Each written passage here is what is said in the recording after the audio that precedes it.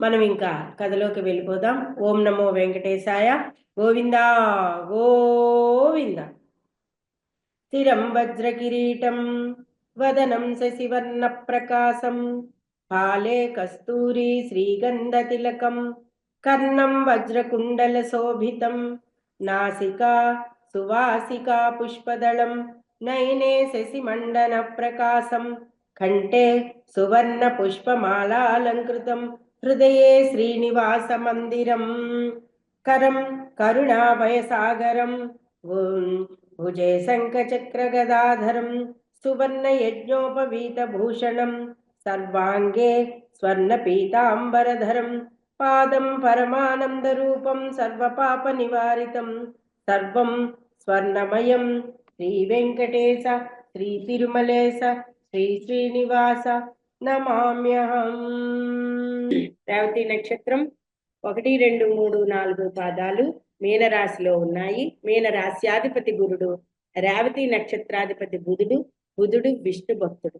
అందుకని ఆయనకి కొన్ని ముఖ్యమైన ఘట్టాలన్నీ కూడా ఇవి ఆఖరిగా పెట్టి ఈ కథలన్నీ పూర్తిగా క్లోజ్ చేయాలని చెప్పి నేను ఇలా రాసుకోవడం జరిగిందండి. ఇప్పుడు ఇవి చెప్తుంటే మీకే అర్థమవుతుంది ఇది లాస్ట్ అని పెట్టడంలో ఆంతర్యం ఏమిటి అని. ముఖ్యంగా మనకి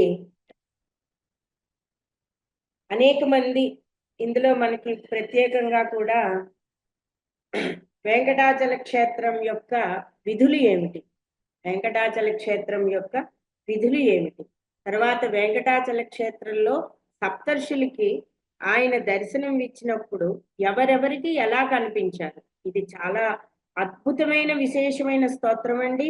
దీనిని కలి సంతాపహర స్తోత్రము అంటారు. అంటే కలియుగంలో కలి యొక్క ప్రభావం విజృంభించేటప్పుడు ఈ సప్తర్షులు పఠించిన స్తోత్రాన్ని గనుక వెంకటేశ్వర స్వామి స్తోత్రాన్ని, శరణాగతి స్తోత్రాన్ని పఠించినట్లయితే స్వామి యొక్క అనుగ్రహం కలిగి కలిబాధలు తొలుగుతాయి. పరీక్షిత్ మహారాజుకి ఆయన కలియుగ ప్రారంభంలోనే పరీక్షిత్ మహారాజు మనకి చెప్పబడ్డారు కదా. పరీక్షిత్ మహారాజుని ఒక్కసారిగా ఆ ముని మెడలో చనిపోయిన సర్పాన్ని వెయ్యాలనే ఆలోచన ఎందుకు వచ్చిందండి? కలి వెంటబడుతున్నాడు పరీక్షిత్ మహారాజు వెంట. ఎందుకు వెంటబడుతున్నాడు? ధర్మం తప్పనంతసేపు కలి ఎవరిని కూడా ముట్టుకోడు. అందుకని ఎప్పుడో ఒకప్పుడు ధర్మం తప్పకుండా ఉంటాడా? పోనీ ధర్మం తప్పేలాగన్నా నేను చెయ్యాలి, అదే కదా కలి యొక్క ఉద్దేశం. ప్రజలందరూ కూడా ధర్మం తప్పేలా చెయ్యాలి, ఆలోచనలు బుద్ధి ఏవి కూడా సక్రమంగా పనిచేయకుండా చెయ్యాలి. అందరినీ తిట్టుకోవడం, కొట్టుకోవడం, ఎలా పడితే అలా నోటికి ఏమొస్తే అది మాట్లాడుకోవడం, అత్యాచారాలు, ఇవన్నీ కూడా కలి ప్రభావాలే. మరి ఈ కలి ప్రభావాన్ని తగ్గించడానికే ఆయన 7 కొండల మీద కూర్చున్నాడు. ఆ 7 కొండలు ఏమిటండి? అవి ఒక అగ్ని కణిక. కలి లాంటి వాళ్ళని కాడా, కలి వల్ల పాపం చుట్టుకున్న వాళ్ళ పాపాలను కూడా దగ్ధం చేసే అగ్ని కణిక. అక్కడ ఉన్న స్వామి అరుణశిల, మనకి నల్లగా కనబడుతుంది ఆ విగ్రహం కాదండి, అరుణశిల, ఎర్రటి మంచి నిగనిగలాడుతున్న అగ్నిస్తూపం వలె ఉంటుంది శ్రీ వెంకటేశ్వర స్వామి యొక్క ఇది. మరి ఈ కథలన్నింటినీ కూడా స్కాంద పురాణంలో చెప్పుకున్నాం కదా. మరి స్కాంద పురాణంలో అనేక మంది ఋషుల మధ్య ఇవన్నీ మాటలు, దేవతల యొక్క సంభాషణలు, ఇవన్నీ కూడా తీసుకొచ్చి సూత మహర్షుల వారు తన మునులందరికీ కూడా చెప్పడం జరిగింది. నైమిసారణ్యంలో, ఈ నైమిసారణ్యంలో సత్రయాగం చేశారు, ఎన్నో యాగాలు చేశారు. ఈ నైమిసారణ్యం ఎక్కడుందండి? ఇప్పటికీ కూడా నైమిసారణ్యం వెళ్ళి ఒక స్వామి పూజ, ఒక సత్యనారాయణ వ్రతమో, ఒక సుందరకాండ సప్తసతి పారాయణలో, దత్తడి పారాయణలో ఏది చేసినా కూడా నైమిసారణ్యం ప్రతి ఇసుక రేణువు కూడా మునుల కథలని మనకి చెప్తుందండి. మునులు, మహర్షులు, దేవతలు వీళ్ళు చెప్పుకుంటుంటే దేవుళ్ళు వచ్చి వాళ్ళకి, ఆ సూత మహర్షులు వారు మునులందరికీ చెప్తుంటే దేవతలందరూ కూడా, దేవుళ్ళందరూ కూడా అక్కడ ఆవిర్భవించిన చోటు, వాళ్ళకి చక్కగా దర్శనమిచ్చిన చోటండి ఈ నైమిసారణ్యం. కాబట్టి సూత మహర్షుల వారు కథలన్నీ విన్నారు. మహర్షులందరూ కూడా ఏదో ఎన్నో జన్మల కృప చేసుకుని ఉండడం వల్ల మీరు మాకు ఈ కథలన్నీ చెప్పడం జరిగింది సుమా. అందుకని అనేక విధాలుగా ఘనంగా వెంకటేశ్వరుని కీర్తిస్తున్నాము కదా. మహర్షి, మాకు ఇప్పుడు మీరు శ్రీనివాసుని భగవాన్ దివ్య చరిత్రలు, అద్భుత మహిమలు, అసాధారణ లీలలు వీణులు విందుగా వినిపించారు. కానీ దివ్యక్షేత్రమైన సప్తగిరులను మీరు వర్ణించిన తీరు కడు రమణీయం. ఇన్ని చెప్పారు, ఇన్ని లీలలు చెప్పారు. కానీ ఎప్పటికప్పుడు సూత మహర్షి ఎలా ధ్యానం చేశారో, ఆ ధ్యానంలో ఎలాంటి చక్కటి స్తోత్రాలు చేశారో కూడా ఈ మహర్షులందరూ కూడా చెప్తున్నారు. మీరు చెప్తుంటే మేము కూడా ప్రత్యక్షంగా దర్శించినట్లుగా దివ్యానుభూతిని పొందాము అని సూత మహర్షుల వారికి చెప్తున్నారు. మేమందరం కూడా ఈ దివ్యానుభూతిని మేము పొందినది నిజంగా మా కళ్ళారా పొందాలనుకుంటున్నాము. కాబట్టి మేము ఇప్పుడే తిరుమల యాత్రకి బయలుదేరుతాం. మాకెంతో ఆసక్తిగా ఉంది. పాదయాత్రతో వెళ్ళాలనుకుంటున్నాం. స్వామివారి దివ్యమంగళ స్వరూపాన్ని కన్నులారా దర్శించాలనుకుంటున్నాం. చేతులారా ఆనంద నిలయుణ్ణి అర్చించాలనుకుంటున్నాము. నోరారా కొండల రాయుణ్ణి కీర్తించాలనుకుంటున్నాము. ఆ క్షేత్రానికి మేము వెళ్ళినప్పుడు మేము ఆచరించవలసిన క్షేత్ర విధులేవి అని అడిగారు. వెంటనే నాయనలారా, చాలా సంతోషం. మీరందరూ అనుభవించే అవ్యక్తమైన ఈ ఆనందం ఆనంద నిలయుని దివ్యగాథను వినడం వల్ల మాత్రమే కలుగుతున్నది. మీరు వెళ్ళి చూస్తే మరింత ఎక్కువగా ఉండి మీరు ఇంకా ఆనందపడతారు. శాశ్వతానందాన్ని పొందుతారు సుమా. మీరు ఆ ఏడు కొండల్ని ఎక్కవలసిందే, ఆ ఆనందం పొందాలి, ఆ శాశ్వతానందం పొందాలి అంటే అన్నారు సూత మహర్షుల వారు. చెప్పి, మహర్షి సత్తములారా, జాగ్రత్తగా వినండి. ఏవేం ఆ క్షేత్రం మీద చేయవలసిన పనులను, చేయకూడని పనులను ఇవన్నీ కూడా మీకు వివరిస్తాను. తొందరపాటు లేకుండా వినండి అని చెప్పగానే ముందుగా ఆ క్షేత్రం సమీపానికి వెళ్ళి ప్రదక్షిణ పూర్వకంగా సాష్టాంగ దండ ప్రణామాలను భక్తియుతంగా సమర్పించండి. ఆ సప్తగిరులకు చుట్టుపక్కల దిగువనున్న కపిల తీర్థాది పుణ్యజలాలలో మునకలిడి పవిత్ర స్నానాలు చెయ్యండి. ఆ తీర్థ సన్నిధుల్లో వేంచేసి ఉన్న దేవతలకు పూజలు చేసి నమస్కారాదులు సమర్పించండి. పిదప పచ్చని పువ్వు పొదరిళ్లతో, జలజల పారే సెలయేళ్లతో, పక్షుల కుహుకుహు రాగాలతో, మృగాల గర్జనలతో, భక్తుల గోవింద ఘోషలతో ప్రతిధ్వనించే ఆ ఏడు కొండలను అత్యంత వినమ్రంగా అధిరోహించండి అని చెప్పారు. చెప్పి ఆ శేషాద్రి పర్వతంపై పద్మముల మీద చల్లని పిల్లవాయువులు వీచుడు చేత నృత్యముగు అలల చేత సొంపుగా కదులుతున్న నీటిచే నిండి ఉన్న స్వామి పుష్కరిణి కన్నులాదా దర్శించి పుష్కరిణికి కూడా ఒక ప్రదక్షిణం చెయ్యండి. ప్రదక్షిణ పూర్వకంగా నమస్కరించండి. సంకల్పంతో పవిత్రంగా మీరు 3 మునకలు పుష్కరిణిలో మునగండి అని చెప్పాడు. తర్వాత ఆనంద నిలయ విమానానికి కూడా ప్రదక్షిణం చేయండి. ఆ పుష్కరిణి తీరంలో వేంచేసి ఉన్న శ్వేతవరాహస్వామిని దర్శించండి. భూదేవిని రక్షించి హిరణ్యాక్షుని భార్య నుండి దేవతలను భూదేవిని కాపాడి భూదేవిని రక్షించి తన ఒడిలో ఆమెతో పాటు దర్శనమిస్తున్నందువల్ల భూవరాహస్వామిని కూడా పిలుస్తారు. ఆ స్వామి జ్ఞానమూర్తి కూడా. ఈ భూవరాహస్వామిని ముందుగా దర్శించి తర్వాత శ్రీ వెంకటేశ్వర స్వామి వారిని దర్శించండి. అది ఈ క్షేత్ర సాంప్రదాయం. శ్రీ వరాహస్వామి భక్తులకు జ్ఞానాన్ని ప్రసాదిస్తాడు. జ్ఞానం సిద్ధించిన భక్తునికి ఆనందం మరింతగా ఎలా ఉంటుంది అంటే ఆ శాశ్వతానందం అనుభవించిన వారికే తెలుస్తుంది. తరువాత ఇవన్నీ వింటున్న వారిలో కొంతమంది చాలా ఆనందంతో, మహర్షి, మేము అక్కడ ఏమేం దానాలు చెయ్యాలి అని అడిగారు. వెంకటేశ్వరునికి ప్రీతిక పాత్రమైన దానములు ఏమిటి అని అడగగా, మీరు చెప్పినట్లుగా వాటిని ఆచరిస్తామనగా, శ్రీ వెంకటేశ్వర యాత్రార్థం గచ్చధ్వం సుదృఢావ్రత విష్ణు సందర్శనం కృత్వా భక్తిమంతో జితేంద్రియ అన్నారు. నూరారా గోవిందనామ స్మరణను మరువకుండా చెయ్యండి. కన్నులారా దర్శించండి. మనసారా ధ్యానించండి. ఆ కళ్యాణ చక్రవర్తిని అడుగడుగునా కీర్తించండి. సూత మహర్షి సౌనకాదులను వెంకటాచల యాత్రకు ప్రేరేపిస్తూ వారితో ఇలా అన్నారు. ఆ క్షేత్రంలో అనేక దాన విధులు చెయ్యవచ్చు. ఆ దానాలన్నింటినీ కూడా శ్రీనివాసుని పూజ కోసం కర్పూరాన్ని, చందనాన్ని, శంఖాలను, ఆభరణాలను సమర్పించినట్లయితే మహాపాతకాలు నశిస్తాయి. స్వామివారికి భూములను విరాళంగా ఇచ్చినట్లయితే సంసార బంధాలు తొలగిపోతాయి.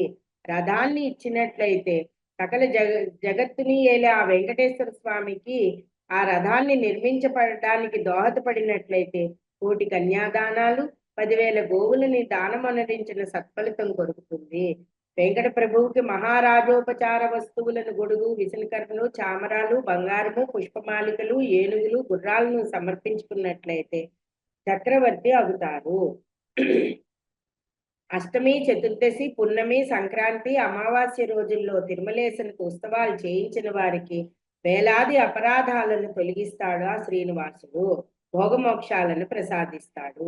స్వామివారి సన్నిధిలో ఆవునేతితో జ్యోతులు వెలిగిస్తూ తమను తమ పూర్వులను స్మరించినట్లయితే పూర్వులు చేసిన మహాపాతకాలన్నీ తొలగిపోతాయి.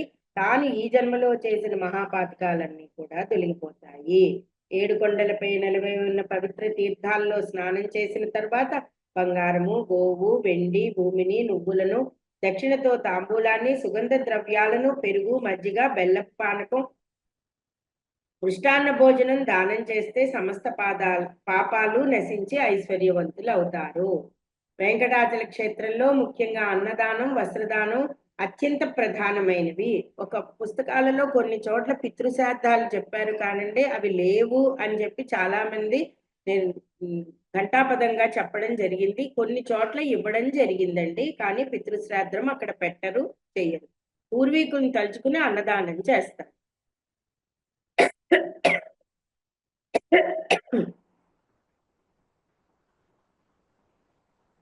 ఈ క్షేత్రంలో కన్యాదానం చేస్తే అంటే వివాహాలు జరిగితే విష్ణులోకంలో సుఖాలను పొందుతారు అని సూత మహర్షి సౌనకాదులందరికీ కూడా చెప్పడం జరిగింది. ఆ తదుపరి అందరూ కూడా బయలుదేరి మీ యాత్రల్లో ఆ క్షేత్రం పైన ఏ ఒక్క క్షణం కూడా అనవసర సంభాషణలతో వృధా చేయకుండా సద్వినియోగం చేసుకుని స్వామిని దర్శించుకుని రండని చెప్పి చెప్తారు. ఎక్కడా కూడా అలసత్వం, నిర్లక్ష్యం ఉండకూడదు. స్వామి నామస్మరణ, కళ్ళల్లో స్వామి యొక్క రూపమే ఉండాలి సుమా అని చెప్పారు సూత మహర్షి శిష్యులకి. అలాగే ఔషధ దానాలు, అన్నదానాలు, వస్త్రదానాలు, పూలన్నింటినీ కూడా తోమాల సేవలకు ఇవ్వడం, ఇవన్నీ కూడా చేసుకోవచ్చని కూడా చెప్పడం జరిగిందండి. తర్వాత ప్రధాన ధ్యేయమగు శ్రీ వెంకటేశ్వర స్వామిని వారిని కూర్చా మరిన్ని విశేషాలు చెప్పండి అని అడిగారు. శ్రీ వెంకటేశ్వరం దేవం యః పశ్యతి సకృన్నరః తా నరో ముక్తి మాప్నోతి విష్ణు సాయుధ్యం ఆప్నోత్యాత్. కృతయుగంలో 10 ఏండ్లు, త్రేతాయుగంలో 1 ఏడాది, ద్వాపర యుగంలో 5 నెలలు, ఈ కలియుగంలో 1 రోజున సంపాదించిన పుణ్యానికి 1,000,000 రెట్లు అధికంగా ఒక్క క్షణం పాటు స్వామివారిని దర్శించిన వెంటనే లభిస్తుందనడంలో ఎంత మాత్రం సందేహపడవలసిన అవసరం లేదు అని చెప్పారు సూత మహర్షులు వారు సౌనకాదిములందరికీ కూడా. శ్రీనివాసార్చన సమం నాదికం పుణ్యమస్తి వై వెంకటాద్రి నివాసం త్వం దేశ్యో మోహమాస్థితః. అలాగే శ్రీనివాసుని సేవించడం కంటే మహిమాన్విత పుణ్యకారం ఈ లోకంలోనే లేదుటండి. అలాగే అజ్ఞానంతో దేవుణ్ణి ద్వేషించడం కూడా మహాపాపం. దేవదేవుని ద్వేషించడం కంటే మహాపాపం ఇంకొకటి లేదు. అట్టి మానవుడు అధోస్థితులను పొందుతాడు అని చెప్పాడు. వెంటనే మీరు స్వామివారికి ఓ వెంకటశైల నాయక భవాబ్దితారం కటివర్తి హస్తం స్వర్ణాంబరం రక్త కిరీటి కుండలం ఆలంబి సూత్రోత్తమ మాల్యభూషితం నమామ్యహం వెంకటశైల నాయకం. నీ పాదపద్మాలను శరణావిడిన వారికి అగాధమైన సంసార సముద్రాన్ని మోకాళ్ల బంటిగా మార్చి సునాయాసంగా దాటిస్తానని చూపుతూ ఉన్నావు కదయ్యా. అంటే ఒక హస్తం కటివరద హస్తంగా నడుము మీద ఉన్నట్టుగా ఉండి తన పాదాన్ని చూపిస్తూ ఉంటాడే అది. అనేక బంగార ఆభరణాలతో, వజ్రకిరీటాది కర్ణకుండలాలతో, యజ్ఞోపవీతంతో, పూలమాలికలతో విరాజిల్లుతూ అత్యంత సౌందర్యంతో దర్శనమిస్తూ అందరినీ సంమోహనపరుస్తున్న స్వామి నీకు మనసా వాచా కర్మణ నమస్కరించుచున్నానంటూ సూత మహర్షి ఆనందోద్రేక పూరిత మనస్కుడే గోవింద నామస్మరణతో వెంకటాచలపతిని స్మరిస్తూ ప్రార్థిస్తూ సౌనకాది మహర్షులకు వీడ్కోలు పలికాడు. అనంతకోటి బ్రహ్మాండ నాయకుడు, అడుగడుగు దండాలవాడు, ఆపద్బాంధవుడు, పిలిచిన వెంటనే పలికే దేవుడు, కలో వెంకట నాయక అన్న బిరుదును పొందినవాడు, వరాల రాయుడని బిరుదులు పొందినవాడు, భక్త పక్షపాతని అనిపించుకున్నవాడు, భక్త వత్సలుడు అయిన వెంకటాచలపతిని గూర్చి అనేక విధాలుగా అనేక విశేషాలను సూత మహర్షితే చెవులారా విన్నారు సౌనకాది మహర్షులు విని వెంకటాచల యాత్రకు బయలుదేరారు. శ్రవణాత్ సర్వ పాపఘ్నం మననాత్ పుణ్యవర్ధనం స్వధన్యాత్ స్థితం విష్ణుం ప్రేక్షణ మోక్షం దంభజే. వెంకటేశ, శ్రవణ సర్వ పాపఘ్నం, నీ గాథలను వింటే చాలయ్యా, పాపాలన్నీ నశించిపోతాయి. స్వధన్య సిద్ధిదం మనన పుణ్యవర్ధనం, నీ పుణ్య చరిత్రను వింటే చాలు, పుణ్యాలు కొల్ల కొల్లలుగా మాకు వృద్ధి చెందుతాయి. తిరుమలేశ, నిన్ను ధ్యానిస్తే చాలు అడిమాది అష్టసిద్ధులు మాకు వశమవుతాయి. స్వామి విష్ణు ప్రేక్షణాన్ మోక్షం దంభజే.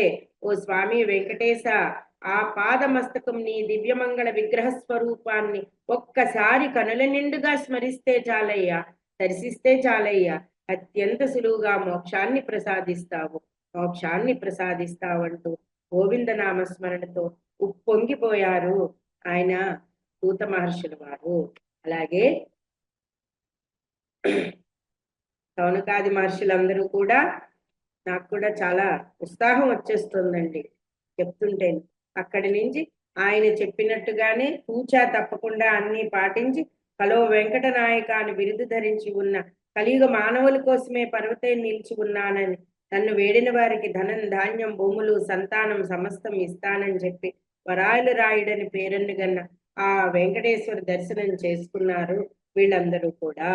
అలాగే కృతయుగంలో వెంకటేశ్వర స్వామిని అనేక మంది మహర్షులు దేవతలు అందరూ కూడా స్తుతించారు, స్తోత్రించారు, దర్శన భాగ్యాన్ని ఇచ్చారు కూడా. కానీ సప్తర్షులుగా పిలువబడే భరద్వాజులు, అత్రి, విశ్వామిత్ర, గౌతమ, జమదగ్ని, వశిష్ఠ, కశ్యప మహర్షుల వారికి మాత్రం చాలా విచిత్ర రూపంలో కనిపించారు.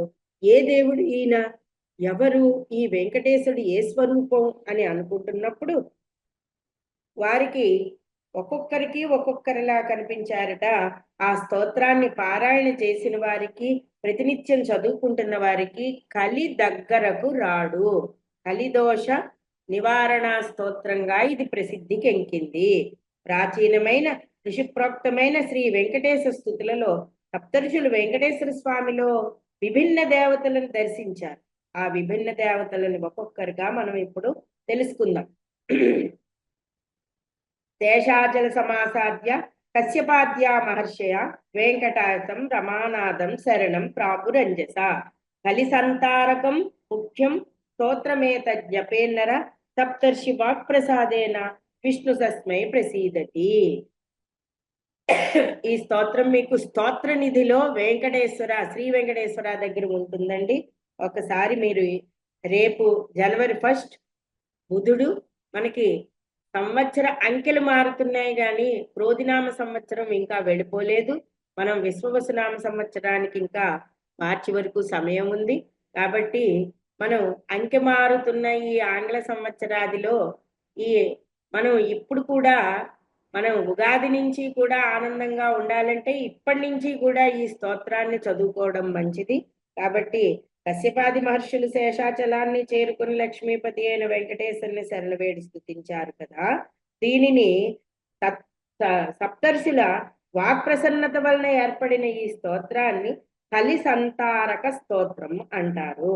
దీనిని జపించిన వారిని ఆ వెంకటేశ్వరుడు సత్వరమే అనుగ్రహించి కలి దోషాలు మనకి ఇంట్లో పట్టినవి, మనకి పట్టినవి కూడా తొలగిస్తాడు.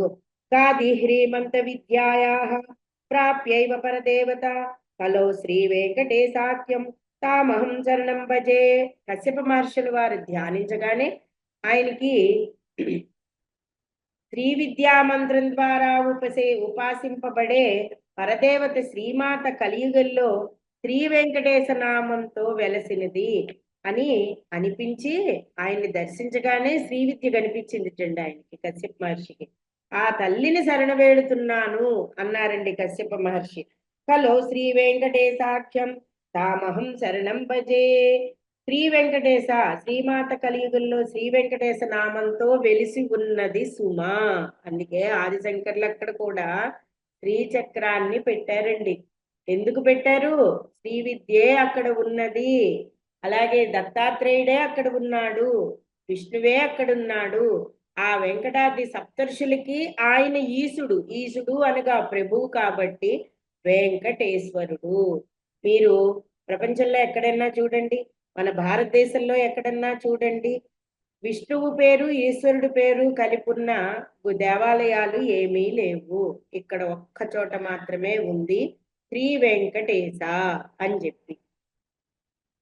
అలాగే అత్రి మహర్షుల వారు ధ్యానం చేసి ఆయన దివ్య రూపాన్ని చూడగానే అకార దీక్షకారాంత పన్నైర్యం ప్రతిపాద్యతే కలోసా వెంకటేశాఖ్య శరణం మే ఉమాపతి. చాలా ఆశ్చర్యం. అత్రి మహర్షికి ఎలా కనపడ్డారండి? ఉమాపతి శివుడు కలిలో శ్రీ వెంకటేశ్వరుడే. ఎవరా ఉమాపతి? పరమేశ్వరుడు శివుడు. ఒక్కసారిగా ఆయన నాకు శరణు, అతడే నాకు శరణన్నాడు అత్రి మహర్షుల వారు. మరి భరద్వాజుల వారికి ఏమని కనిపించారండి?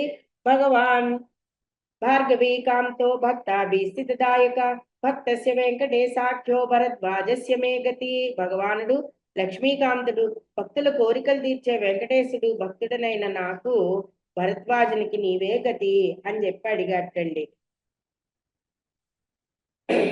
విశ్వామిత్రుడు, ఆయనకి ఎలా కనిపించారండి? విరాట్ విష్ణు, విరాట్ పురుషుడు ఆయన. విధాత విష్ణువు విధాత. విశ్వవిజ్ఞాన విగ్రహ, విశ్వవిజ్ఞానమంతా కూడా తన ఆకృతిగా మలుచుకుని ఇక్కడ నిలబడి ఉన్నాడే ఈ వెంకటేశుడే విభుడు మనకి. విశ్వామిత్రుడు శరణ వేడుతున్నాడు. గౌతముడిని ఆయన చూడగానే ఆయనకి ఏమైనా కనిపించిందండి? వేదమయుడు, శివునికి ప్రీతిపాత్రమైన వాడు, గోవిందుడు, గోపాలకుడైన విభుడు, ఈ వెంకటాచల శిరోమణి గౌతమునకు శరణ వేడుతున్నాను. గౌర్గరీస ప్రియో నిత్యం గోవిందో గోపతిర్విభు. ఎక్కడ రామనామస్మరణ ఎప్పుడు కూడా ధ్యానంలో ఉండి శివుడు పలుకుతూ ఉంటాడట, విష్ణునామస్మరణ చేస్తాడట. ఎక్కడ విష్ణువు ఎప్పుడూ కూడా శివనామస్మరణ చేస్తాడట. అందుకే పార్వతీదేవి అడిగింది, ఇంత తొందరగా నీవు ఆయన అర్ధభాగంలోకి ఎలా వెళ్ళావయ్యా?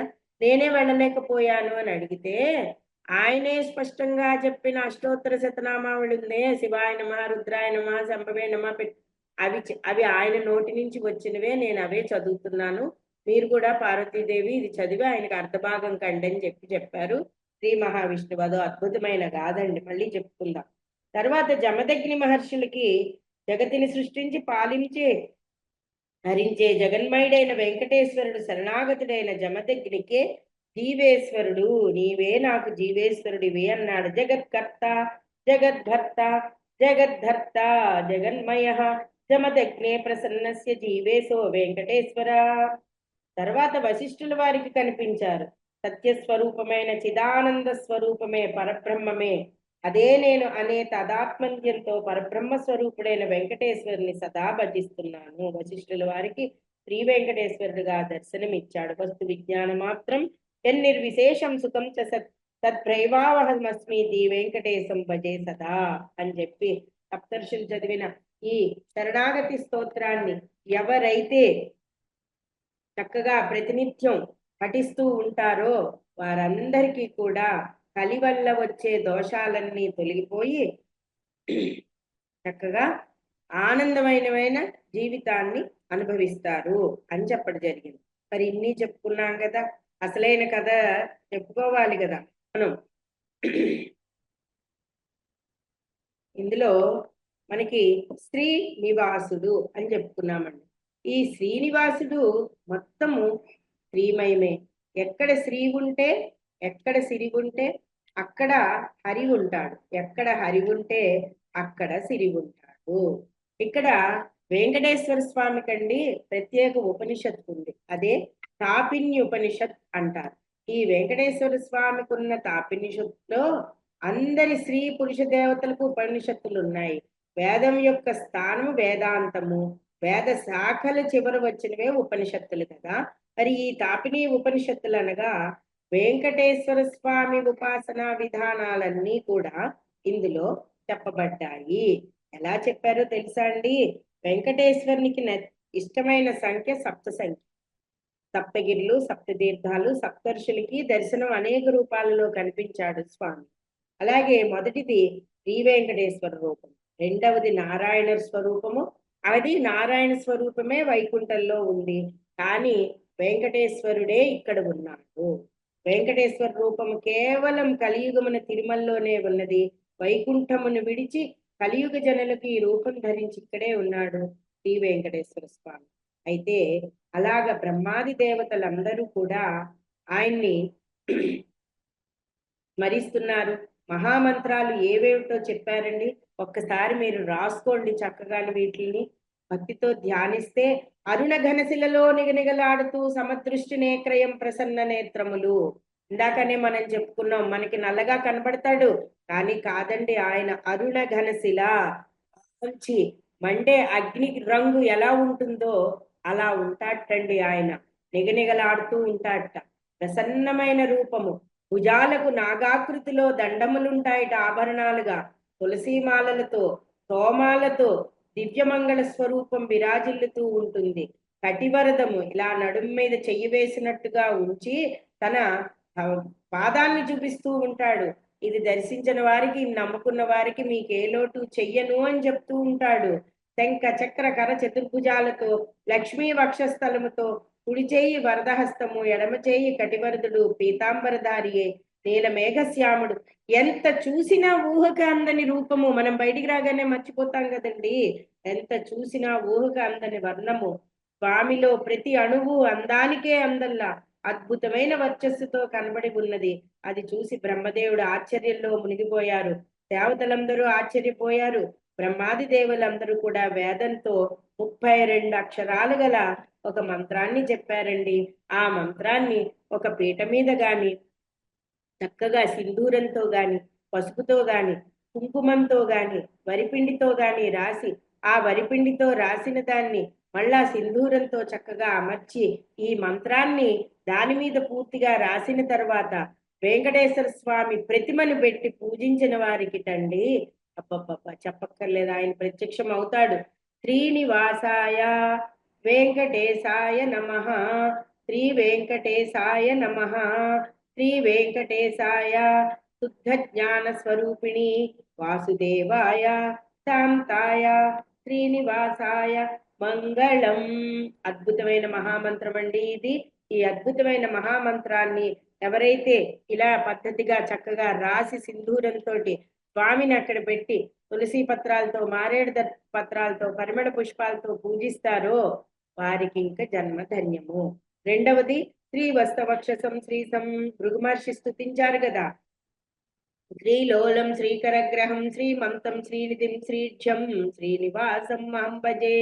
ఇది కూడా ఇలాగే రాసి ఇందు పెట్టి పూజించిన వారికి తండ్రి సమస్త సంపదలు కలుగుతాయి. శ్రీ వెంకటేశ్వరుడే బ్రహ్మదేవుడు, ఈశ్వరుడు, విరాట్ పురుషుడు, ఓంకార స్వరూపుడు, లక్ష్మి, సరస్వతి, గౌరీ ప్రకృతి స్వరూపాలన్నీ కూడా ఆయనే. 4 వేదములు ఆయనే, వాటి శాఖములు ఆయనే, వేదాంగములు ఆయనే, పంచాగ్నులు ఆయనే, సప్త వ్యాహృకులాలు ఆయనే, అష్ట దిక్పాలకులు ఆయనే, దశావతారములు ఆయనే, ఏకాదశాదిత్యులు, ద్వాదశాదిత్యులు, సకల దేవతా స్వరూపములు ఒక్కరే ఒక్కరే ఒక్కరే ఆయనే శ్రీ వెంకటేశ్వరుడు.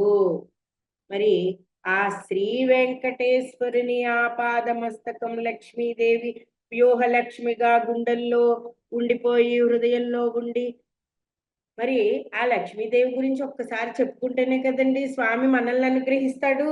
ఇప్పుడు చూడండి, శ్రీ వెంకటేశ్వరుని వక్షస్థలం ముందున్న వ్యూహలక్ష్మికి నమస్కారములతో తిరుమల నందు సనత్ కుమారుల వారు జప తపస్సు చేసిన సమయంలో ఉండగా వ్యూహలక్ష్మితో కూడి దర్శనమిచ్చిందిట.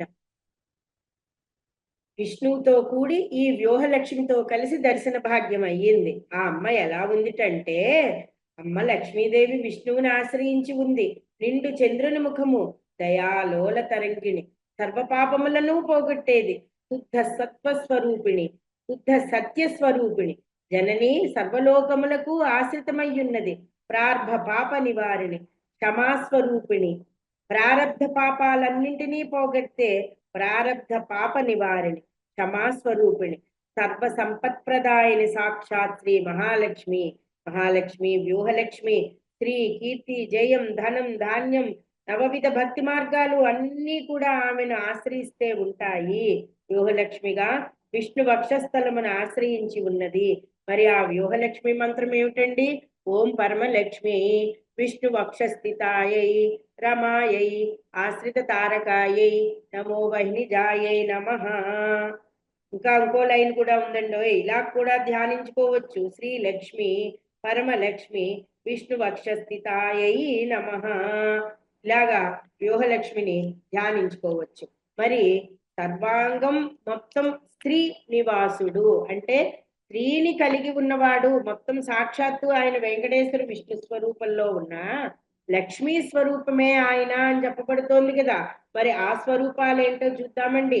వక్తాబ్జే భాగ్యలక్ష్మి, ముఖపద్మంలో భాగ్యలక్ష్మి కనబడుతుంది రండి. కరతల కమలే సర్వదా దానలక్ష్మి, తోర్దండే వీరలక్ష్మి, హృదయ సరసిజే భూత కారుణ్యలక్ష్మి. స్త్రీ అంటే పరాక్రమం, శోభ, ఆశ్రయక్తి, కళ, సంపదలు, కీర్తి, ధనం, భోగం అన్నీ కూడా మనకు వస్తాయి కదా. కళ సంపదలు అన్నీ వినిపిస్తూ ఉంటాయి. మరి మొహంలో భాగ్యలక్ష్మి కనబడుతుంది, చేతుల్లో దానలక్ష్మి కనబడుతుంది, వీరత్వంలో ధైర్యం ఇవ్వడానికి వీరలక్ష్మి కనబడుతుంది, అత్యంత కారుణ్యభూత లక్ష్మి మనకు అక్కడ కనబడుతోంది హృదయంలో వ్యూహలక్ష్మిగా. ఖడ్గాగ్రే శౌర్యలక్ష్మి, సర్వాంగే సౌమ్యలక్ష్మి, మయతు విజయతాం సర్వ సామ్రాజ్యలక్ష్మి. అష్టలక్ష్ములు శ్రీనివాసునిలోనే కొలువున్నట్టుగా మనం ఇక్కడ స్పష్టంగా మనకి కాంద పురాణం మనకి సూత మహర్షుల ద్వారా వివరించిందంతా కూడా చెప్పింది కదండి. ఈ మంత్రాలని, ఈ స్తోత్రాలని, ఈ స్తుతులని అన్నింటినీ కూడా ప్రతినిత్యం స్మరించుకుంటూ స్వామిని సేవించుకుంటూ ప్రతి శనివారం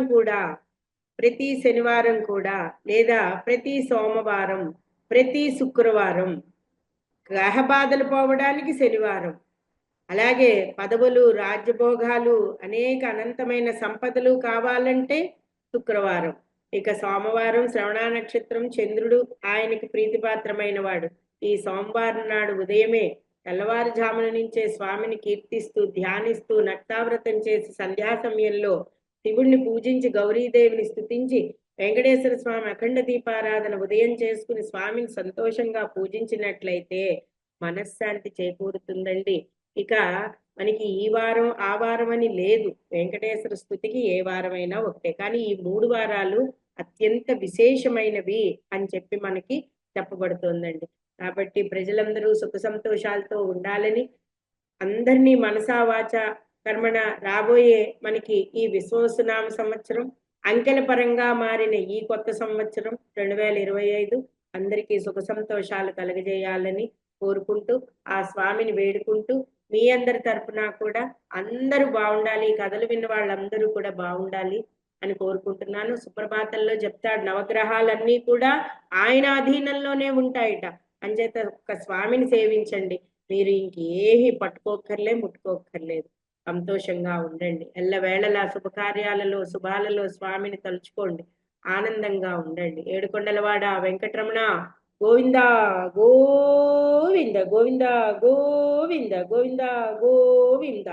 నాకెంతో సహకరించి ఇంతటి మహత్తర అవకాశాన్ని ఇచ్చిన మీ అందరికీ కూడా ధన్యవాదాలు తెలుపుకుంటున్నానండి. స్వస్తి. ఇక్కడితో మనకి నక్షత్రాలన్నీ పూర్తయ్యాయి. ఈ కథలన్నీ కూడా మన స్కందాగ్రజ ఛానల్లో వస్తున్నాయి. మీరు అందరికీ కూడా సాధ్యమైనంత వరకు ఈ కథలన్నింటినీ ఫార్వర్డ్ చేయండి, లైక్ చేయండి, షేర్ చేయండి, మా ఛానల్ని ఆదరించండి. స్వస్తి.